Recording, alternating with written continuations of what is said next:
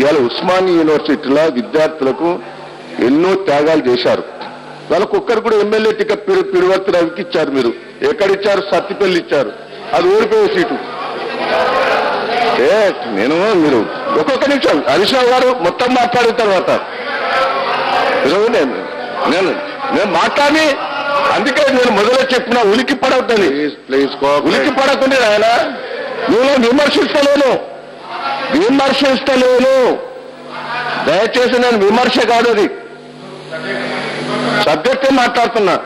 దయాకర్ రావు గారికి అమరవీరుల మీద అంత ప్రేమ ఉండుంటే మీ పార్టీ టికెట్ ఇస్తే డెఫినెట్ గా మేము సంతోషించేవాళ్ళం.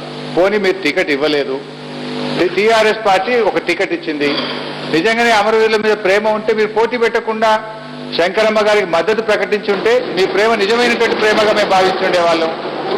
మీరు ఇవ్వరు, ఇచ్చినటువంటి శంకరమ్మ గారి మీద పోటీ పెట్టిరి, మేము ఇచ్చినటువంటి దాన్ని కూడా హర్షించలేకుండా మళ్ళీ దాన్ని కూడా రాజకీయం చేసి మాట్లాడడం అనేది చాలా దురదృష్టకరం. నేను ఆల్రెడీ స్టేట్మెంట్ ఇచ్చాను. శంకరమ్మ గారు నా దగ్గరకు వచ్చి అడిగితే కూడా, అమ్మ నువ్వు నిలబడితే నువ్వు టీఆర్ఎస్ నుంచి టికెట్, నేను టికెట్ ఇస్తా, వాళ్ళన్నా వాళ్ళు క్యాండిడేట్ పెట్టకుంటుంటే బాగుంటా, అడుగు అని చెప్పాను. మీరు కాంట్రవర్షియల్ చేసే ప్రయత్నం చేయకండి. మీకంత ప్రేమ ఉంటే ఎమ్మెల్సీకి ఇచ్చి మంత్రి అండి, వద్దట్లేదు.